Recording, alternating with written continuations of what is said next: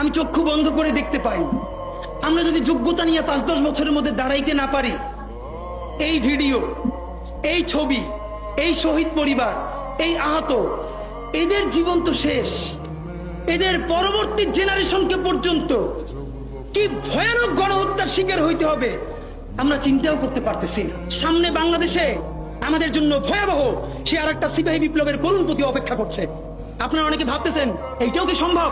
জামাতের ভাইয়েরা অনেকে বুঝে না, বলে কি করে সম্ভব? মনে করাই দেই, শহীদ নিজামী মুজাহিদ সাহেবেরা মন্ত্রী হিসাবে সর্বশেষ যখন সম্ভবত 2006 বা 2007 মন্ত্রী ছিলেন, বলেন তো তার কয় বছর পর তাদেরকে ফাঁসি দেওয়া হইল? 10 বছরও লাগে নাই। রানিং ফুল মন্ত্রী ছিল, লক্ষ লক্ষ মানুষ তাদের সাথে ছিল, তাদের মন্ত্রণালয়ে একটা পয়সার দুর্নীতি বের করতে পারে নাই। 10 বছরের মধ্যে মন্ত্রিত্বের পর তাদেরকে ফাঁসি দেওয়া শুরু হয় নাই, তাদের সন্তানরা তাদের জানাজাটা পর্যন্ত পড়তে পারে নাই। সংখ্যা দিয়ে হয় না ভাই, কোটি কোটি মানুষ দিয়ে সবকিছু হয় না। আজকে আপনারা প্রথম আলোর বিরুদ্ধে বলেন, এই যে আসার সময় বলতেছিলাম শায়েকরে, প্রথম আলোর প্যারালাল কাছাকাছি একটা পত্রিকা কি আমরা দাঁড় করাইতে পারছি? অনেকে বলে আমার দেশের কথা, আজকে শুধু বলি, পরশু জানলাম প্রথম আলোর 10 ভাগের 1 ভাগ বিনিয়োগ এবং আর্থিক সংগতি আমার দেশের নাই। ভাই, ভালোবাসা দিয়া পয়সার কাজ হয় না। 50,000 টাকা যে এই লোকটার স্যালারি, এই কাজ যদি 20,000 টাকা দিয়ে করাইতে চান, কোনদিন 50,000 টাকা রিপোর্ট এবং স্কিল আপনি পাবেন না। ওই 50,000 টাকাই লাগবে। মানুষ মাগনা কাটে 3 দিন, একজনের দাওয়াত খাওয়ায় 2 দিন 3 দিন, তারপরে আর চলে না। আমাদের আর্থিক যোগ্যতা অর্জন করতে হবে। আমাদের অনেকগুলো প্রতিষ্ঠান লাগবে, একটা প্রতিষ্ঠান না। আমাদের ভাইদের সমস্যা কি জানেন? সে আজকে যদি হাটাজারি মাদ্রাসা দিয়ে কেউ একটা পত্রিকা বার করে, সেই পত্রিকাটাও সে জাতীয় মূলধারা বানাবে না, দেবে দৈনিক হাটাজারি। সে বানাবে মানে কোনো না কোনো ঘুরে ফিরা তার চিন্তায়, মননে, মগজে প্রথমে হয়তো হাটাজারি, সর্বোচ্চ বড় হইলে হেফাজত, এরপরে সর্বোচ্চ বড় হইলে বাংলাদেশের শুধু মুসলমান। ভাইরা, এই মুসলমানের বাইরের যে জনগোষ্ঠী, সেটা কি আপনার না?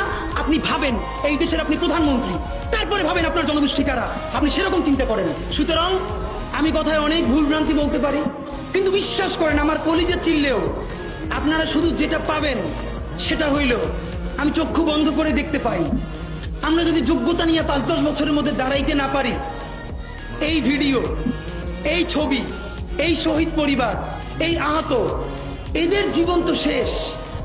এদের পরবর্তী জেনারেশনকে পর্যন্ত কি ভয়ানক গণহত্যার শিকার হইতে হবে আমরা চিন্তাও করতে পারতেছি না। সুতরাং বাংলাদেশের স্বাধীনতার সার্বভৌমত্ব, বাংলাদেশের ইসলাম এবং মুসলমানকে বাঁচাইতে হইলে আমাদেরকে তুমুল যোগ্যতা অর্জন করতে হবে।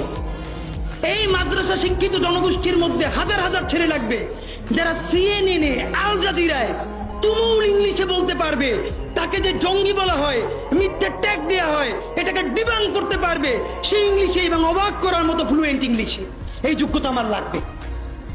আমাদের ভাইয়েরা কিতাবি আরবি এবং অন্য আরবি ভিন্ন জিনিস, তাকে দুর্দান্ত আরবি বলতে পারতে হবে।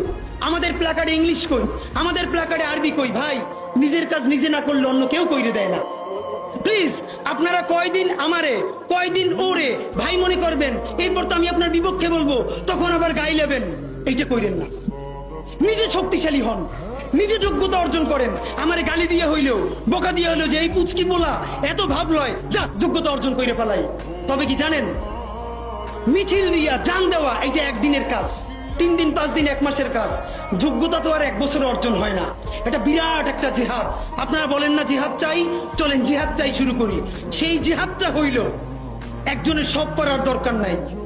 এই দেশে আমাদের অনেক মাশাআল্লাহ আলেম হইছে, আলেমদের মধ্য থেকে এখন আইটি উদ্যোক্তা লাগবে, বুলধেরান মিডিয়া লাগবে। আমার যে 8,000-এর ছেলেটা এখন পড়ে, চলেন সে আজকে জিহাদ ঘোষণা করি।